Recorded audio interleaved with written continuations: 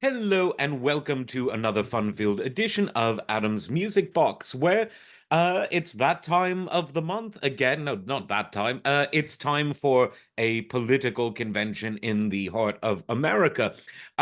People who subscribe to this channel will remember that last month in July, there was the Republican National Convention, and they did something very interesting, and that they had a live band, a really good live band play between speakers entering and exiting the stage. When there were breaks in the actual event, they would play, a set of, 15 minutes of music. And they were very, very prominently on the side of the main stage. So you could not only hear them, but you could see them. I don't remember if I just said their name. They were called Six Wire. They still are called that, and they're from Tennessee.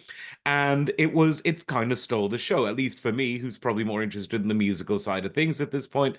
But that led me to think at the time, well, what will the Democrats do when they have their convention in August? Well, on the first night, all of the music was pre-recorded, probably from a cue sheet, and there were some good songs, but obviously it lacked the live entertainment. But fear not, music fans, because the Democrats did do something very, very interesting and fun with the music on the second night. So just to give a bit of background, they did what they called a ceremonial roll call. Normally at these conventions, each state's delegation would surprise the world by saying that, oh, look, we're for Hubert Humphrey, we're for Eugene McCarthy, blah, blah, blah, that type of thing. But this time they had to do a ceremonial one because they did the real one remotely earlier in August so that they could get on the ballot in Ohio and a few other states because of the due dates for ballot access. Bored yet? Good. Let's talk about the music now. So they had to do this long 50 state plus all these other territories, your Samoas and the rest of them. They had to go through all of that, and they were probably thinking, well, how do we make this interesting, not only for the people at the United Center in Chicago, but how do we make it interesting for people at home? And they found a really interesting way. They invited DJ Cassidy onto the stage, and he's someone he's been very close to the Democratic establishment for ages. He played at President Obama's inauguration in 2008, played at many other big sort of parties that Obama had at the White House. He's done DNC events before, so obviously he's if you dial 1-800 DJ from the Democratic National Committee, you get this guy. But he's really talented, and I thought that he made it really fun. And here's what he did. For each different state or territory, he'd spin a different song. And sometimes he would pause to entertain the crowd, do a bit of emceeing. It took something that could have been such a sleep fest, and it turned it into something really interesting. And one thing I noticed that he did is on some states, but not all, he would play music from an artist that was linked to that state, either because they wrote a song about the state or because they were from that state. And I tried to catch as many of those as I could, and I wrote some of them down. I may have missed some, but for instance, Arizona at the beginning, Stevie Nicks, Edge of 17. Why? Because before she got famous in LA, she was born in Arizona. California got to do theirs twice because they had the alphabetical order one, and then they came back at the end because obviously Vice President Harris is from there, so she got to do that. And California, they did two songs. First, there was Dr. Dre, the next episode, obviously Compton born. And then they obviously did a Tupac California Love. And even though he wasn't born in California, he represented the West Coast in the 90s, as we all know, and California Love has become a kind of unofficial anthem. For Alabama, you had Sweet Home Alabama. Leonard Skinner are actually from the panhandle of Florida, but they loved Alabama and wrote the most famous song about it. Kansas, Carry On Wayward Son, because why not? Love it. Um, New Jersey, you have Bruce Springsteen, born in the USA. Springsteen famously didn't like when Ronald Reagan used that song for his re-election bid in '84 because it was an anti-war song, and Springsteen thought that clashed with Reagan's pro-Vietnam War views of the '60s. But Springsteen's a very vocal Democrat, so I'm sure he didn't have a problem with this. Even though when it comes to licensing recorded music to play at an event, you don't need the artist's permission. To broadcast it, you do, but if you're broadcasting it as part of news coverage rather than entertainment, it's probably covered by fair use.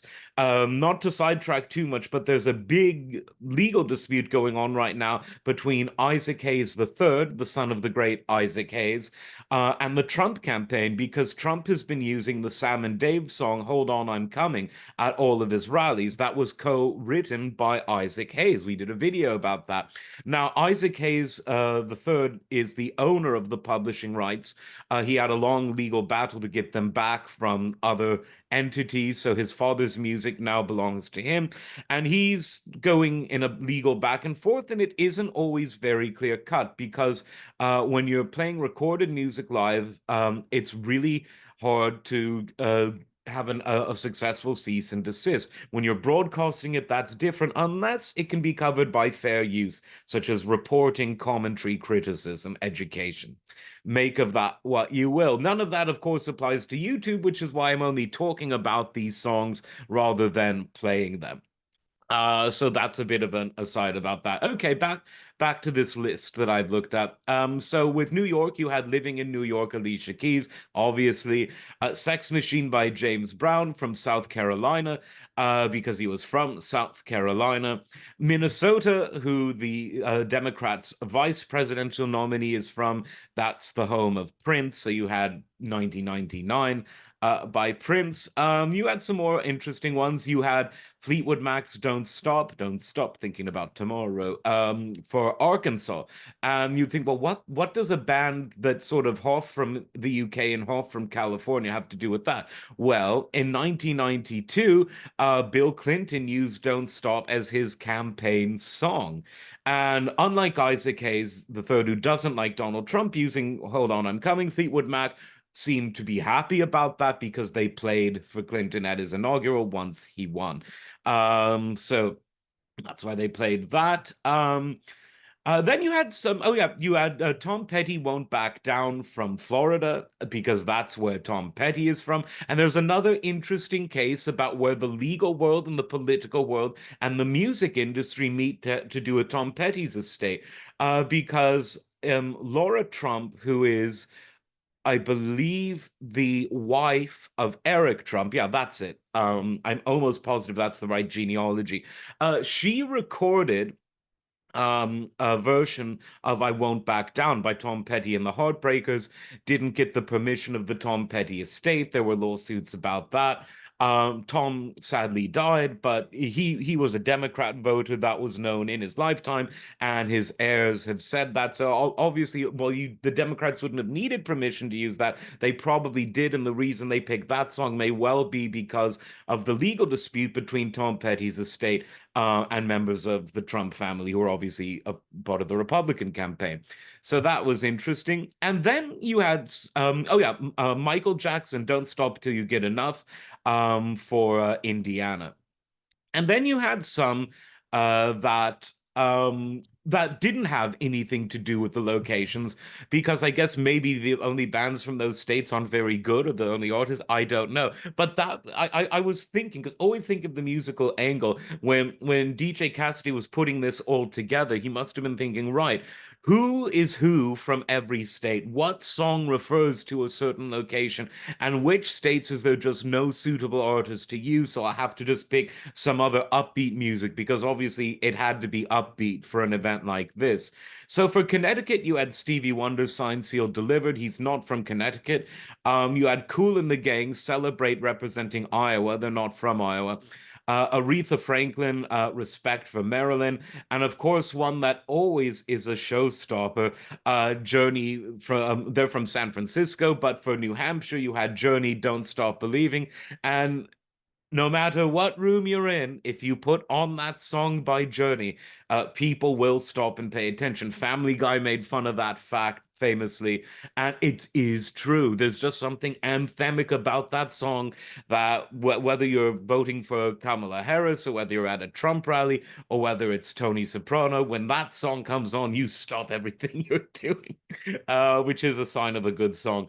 Um, and then, of course, the featured event. And I was actually curious if more than one state would have this, but no, only for one state did you actually have a live performance, and this was for Georgia. Lil Jon, who's one of the most important hip hop artists from the Atlanta scene, put Outkast, probably the most famous from that scene, but it really Southern hip hop really took the world by storm in the late '90s, early 2000s, and Lil Jon is one of the most important artists there. And he came out and performed when Georgia did their roll call. And that was kind of a highlight of the night, very unexpected. He looked like he was having a lot of fun. And so we'll see what else happens musically at the DNC this week. I was told Patti LaBelle was performing this week. I think she already has, but I didn't catch it. These things are really long; they're like 8 hours long per night. So unless you're super into the politics of it, you're probably not going to watch all of it. But I'll try to see that performance, and I'm sure that there will be others. There's rumors that Beyonce is going to perform at some point this week. So again, these political events are always musical events, but I actually think that it's the people that aren't necessarily the household names who make them the most interesting. Hence, Six Wire making the RNC so interesting, and DJ Cassidy making the DNC so interesting with the roll call. I really liked both of those things. So, whatever you vote for, please vote to like and subscribe to this video. And apparently, if you click the little bell, that also helps me win the YouTube election or something like that. We will see you next time. Take care.